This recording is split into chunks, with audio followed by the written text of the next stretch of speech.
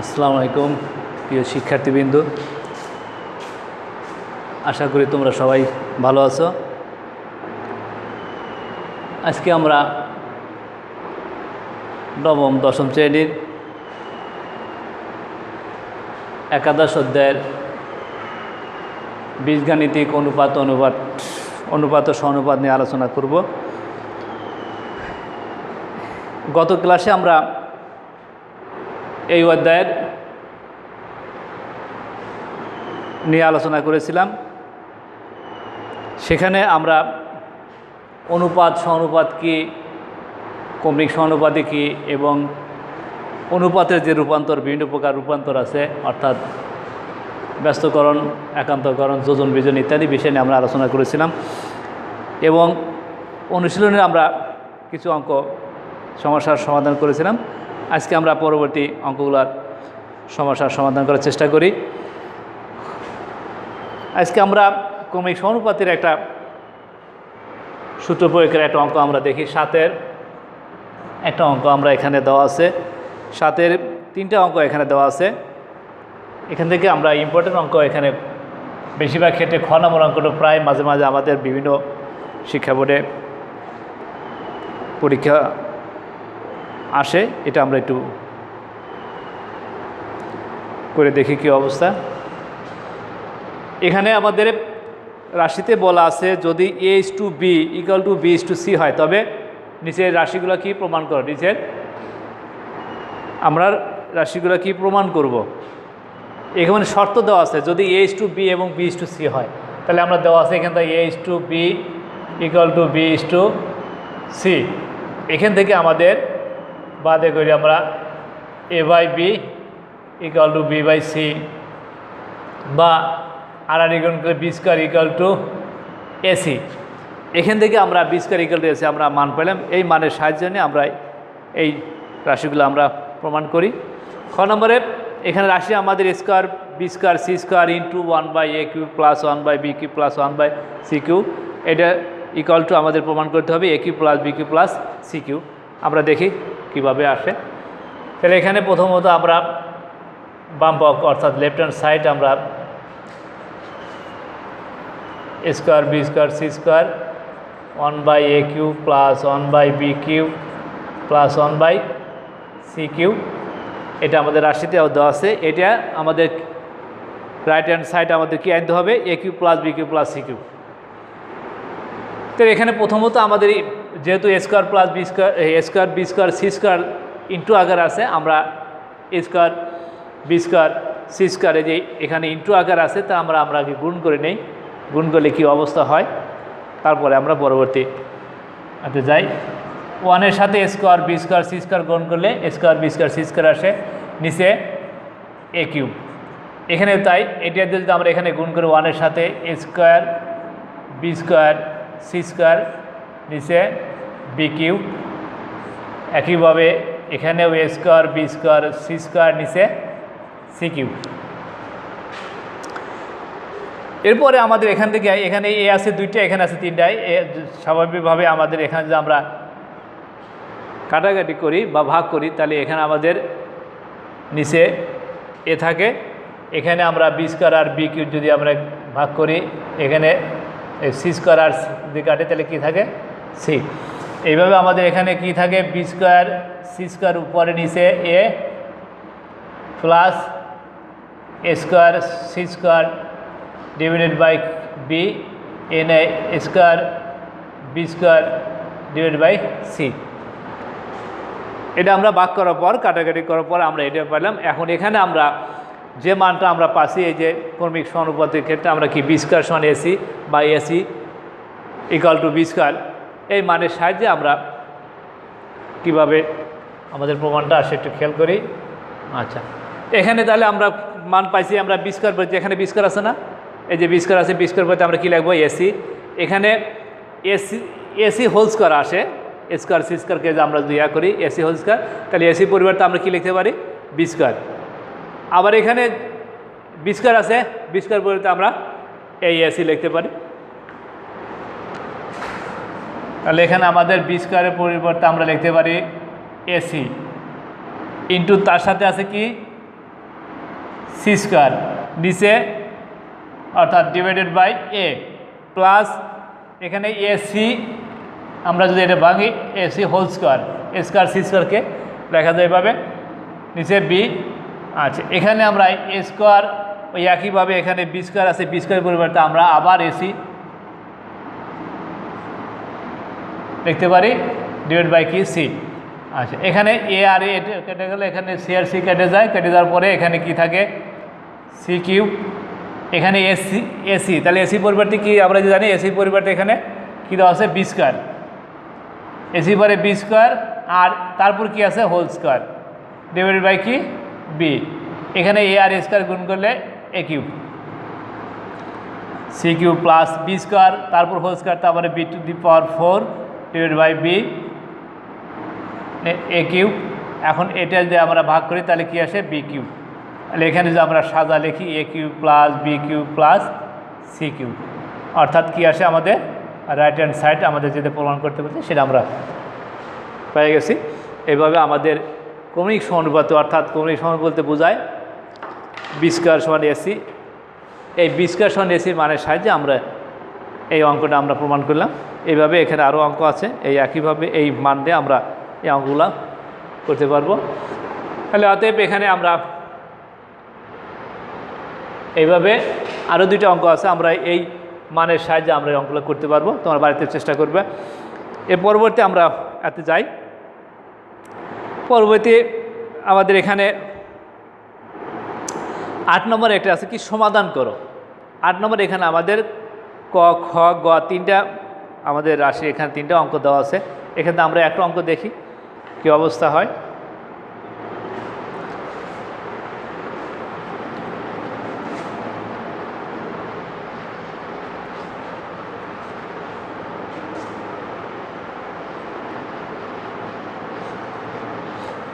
আমরা এখানে সবগুলো অঙ্ক আমরা একই নেবের একাধিক অঙ্ক আছে, আমরা একটা করে অঙ্ক করে দেওয়ার চেষ্টা করি। এই পরবর্তী অঙ্কগুলো তোমরা বাড়িতে চেষ্টা করবে, তাহলে তোমরা ভালোভাবে বুঝতে পারবে। এটা 8 নম্বরে একটা অঙ্ক আমরা এখানে দেখি। 8 নম্বরে ক নম্বরে দেওয়া আছে কি সমাধান করো। সমাধান করো মানে এখানে যে চলক আছে এই চলক আছে এখানে এক্স, এক্সের মান বের করতে হবে। তাহলে এখানে আছে 1 minus root over 1 minus x divided by 1 plus square root 1 minus x equal to কী দিয়েছে 1/3। এখান থেকে আমাদের সমাধান করতে হবে অর্থাৎ এক্সের মান বের করতে হবে। তো এই অঙ্ক করার আগে আমাদের একটু খেয়াল করতে হবে যে আমরা এর আগে যে আমরা রূপান্তর অর্থাৎ অনুপাতের রূপান্তর নিয়ে আমরা আলোচনা করেছিলাম, সেখানে একান্তকরণ ব্যস্তকরণ এবং যোজন বিজন, বিশেষ করে এই চ্যাপ্টারে বেশিরভাগ অঙ্ক যোজন বিজনের মধ্যে দিয়েই আমরা অঙ্কগুলো করতে পারি। তাহলে এই যোজন বিজনটা আমরা ভালো করে খেয়াল করতে হবে। এখানে যোজন মানে যোগ অর্থাৎ লবের সাথে হরের যোগ, আর বিয়োজন মানে বিয়োগ লবের সাথে হরের বিয়োগ। তাহলে এখানে আমরা যোজন বিজন করি, যোজন বিজন করলে আমরা বা দিয়ে করতে হবে 1 মাইনাস যোজন মানে যোজন, তার মানে এইটার সাথে নিচেটা যোগ। তাহলে আমরা লব যোগ লব যা আছে তাই থাকবে, লব এই যোগ হলো হর অর্থাৎ হর আছে আমাদের 1 plus square root 1 minus x divided by আমরা নিচে কী করব বিয়োজন করব 1 অর্থাৎ উপরে যা আছে তাই। আর আমরা যেহেতু বিয়োজন করলে তাহলে বিয়োগ করতে হবে, অর্থাৎ বিয়োগ করলে আমাদের এখানে অনেকে প্লাস আছে মাইনাস হবে, আর এখানে আবার প্লাস আছে এখানে আমাদের মাইনাস হয়ে যাবে। একইভাবে আমরা ডাইন পাশে আমাদের একইভাবে 1 প্লাস 3 যোজন 1 মাইনাস 3 এটা হলো বিয়োজন। এখানে আমাদের লিখতে হবে যোজন বিয়োজন করে, অর্থাৎ যোজন বিয়োজন আমরা করছি এই কথাটা আমরা সাইড নোট ডাইন পাশে দিয়ে দেব যোজন বিয়োজন। আচ্ছা এরপর আমাদের এখন এটার আগে প্লাস এটা আগে মাইনাস, তাহলে এটা আমাদের কী হবে বিয়ে করলে কাটা যাবে। তাহলে 1 আর 1 যোগ করে কত 2, নিচে আমাদের এই 1 প্লাস 1 আর মাইনাস 1 আমরা বাদ যাবে। তাহলে এটা যোগ করলে অর্থাৎ মাইনাস আর minus minus 2 into root 1 minus X অর্থাৎ স্কোয়ার রুট 1 মাইনাস এক্স। এভাবে এখানে 1 আর 3 যোগ করলে 4 আর নিচে 1 মাইনাস 3 তার মানে মাইনাস 2 আমরা বিয়োগ করলে এটা পাই এরপরে আমাদের আবার এখানে আমরা এই 2 আর 2 আমরা বাদ দিতে পারি, এই 2 আর 2 আমরা কেটে দিতে পারি, এবং এই মাইনাস মাইনাস আমরা বাদ দিতে পারি, উভয় পক্ষে আমরা মাইনাস দ্বারা ভাগ করে গুণ করে লিখতে পারি। তাহলে উপরে আমাদের থাকে 1 আর নিচে 1 মাইনাস এক্স ইকুয়াল টু এখানে থাকে কত 2, এর নিচে আমাদের 1, এই অবস্থা আসে। এরপর আমাদের আড়াআড়ি গুণ করতে হবে, আড়াআড়ি গুণ করে আমরা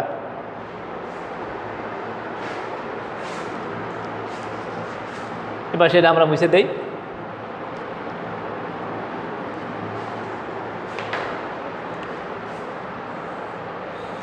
তা আড়াআড়ি গুণ করলে 2 ইন্টু আমরা বাদ দিয়ে করতে হবে 2 into 1 root 1 minus x equal to 1 আর 1। এবার এখান থেকে যেহেতু আমাদের এখানে স্কোয়ার রুট আছে অর্থাৎ বর্গমূল আছে, তাহলে বর্গমূল যদি আমরা উঠাতে চাই তাহলে আমাদের অবশ্যই কী হবে, বর্গ করতে হবে। তাহলে উভয় পাশে আমরা বর্গ করি,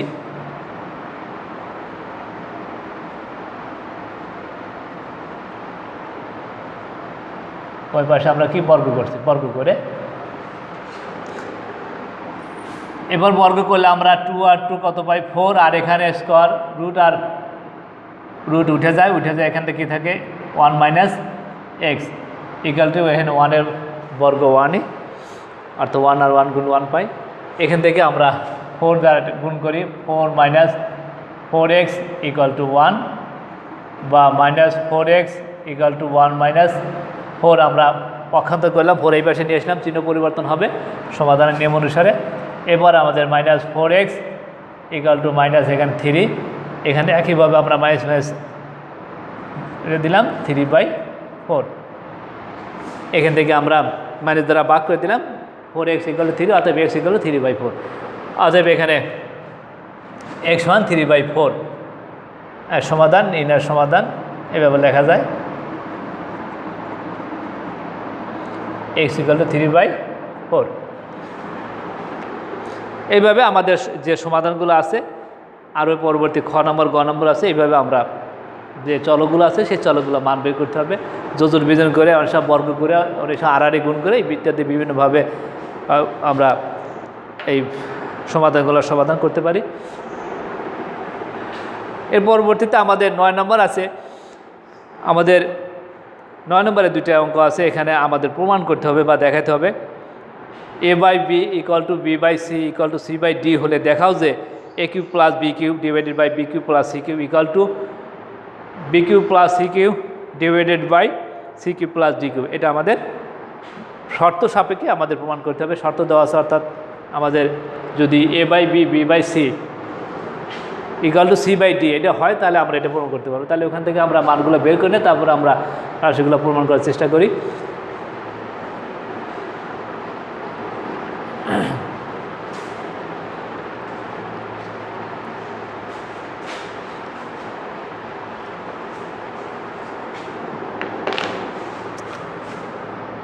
নয়ের আমরা একইভাবে 2টা অঙ্ক দেওয়া আছে, আমরা একটা অঙ্ক দেখি এখানে 9-এর ক নম্বরটাই দেখি।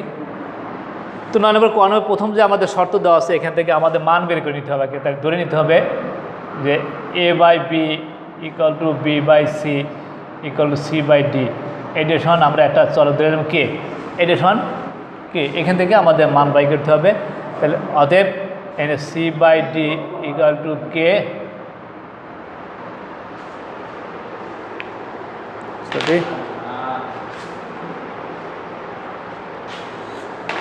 যেহেতু প্রত্যেকটি সমান কে, তাহলে এখান থেকে আমরা কে এর মানটা এইভাবে বাই করে c/d এটার সমান কে, এখানে যদি আমরা আড়াআড়ি গুণ করি অতএব c সমান d কে, এইভাবে আমরা b/c ইকুয়াল টু কে এটা লেখা যায়। এখানে যদি আমরা আড়াআড়ি গুণ করি এখানে কি পাই আমরা b সমান c কে, তাহলে এখানে আমরা b সমান c কে পেলাম, অলরেডি আমরা এর আগে সির মান পাচ্ছি, তাই সির মানটা আমরা এখানে বসা দিই।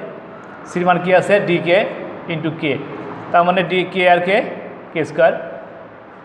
এরপরে আমরা লিখতে পারি কি a/b ইকুয়াল টু কে, এখানে আমরা আড়াআড়ি গুণ করে কি পাই a ইকুয়াল টু b কে, এখানে এর আগে আমরা যে বির মান পাচ্ছি কি ডি কে স্কোয়ার, তাহলে এখানে আমরা বির মানটা বসাই ডি কে স্কোয়ার ইন্টু কে, তার মানে ডি কে কিউব। এখান থেকে আমরা সির মান, বির মান এবং এর মান, এই মানগুলোর সাহায্যে না আমরা যে রাশিটা দেওয়া আছে রাশিটা আমরা প্রমাণ করতে পারি। বাম পক্ষে ডান পক্ষে যে কোনো এক সাইড করে আমরা আরেক সাইড আনতে পারি। তা আমরা দেখি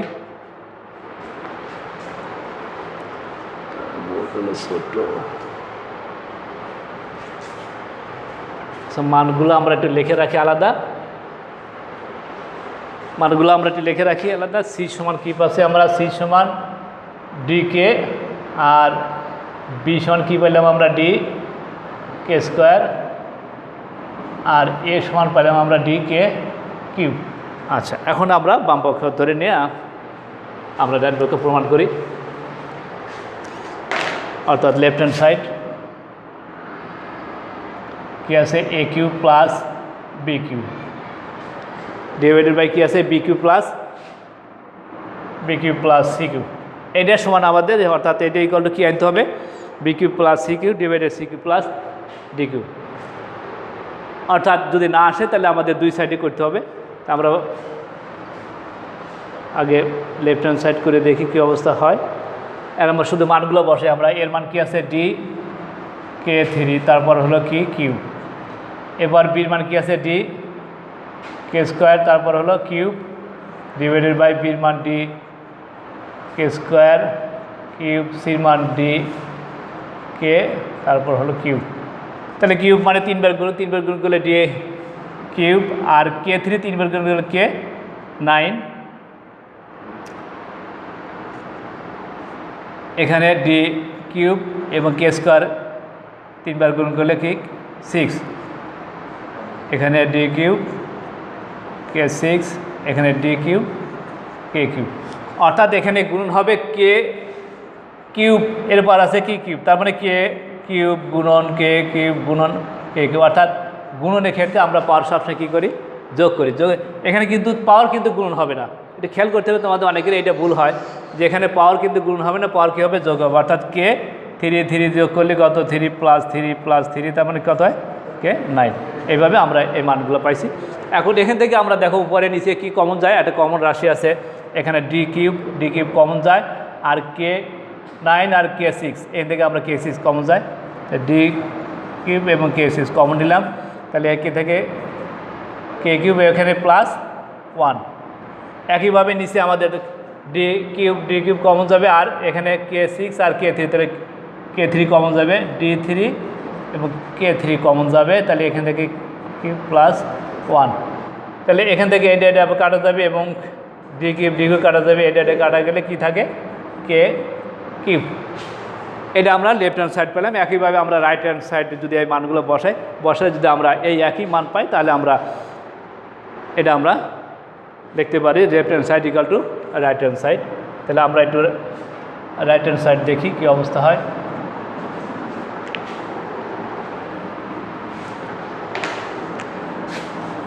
রাইট হ্যান্ড সাইড কি আছে,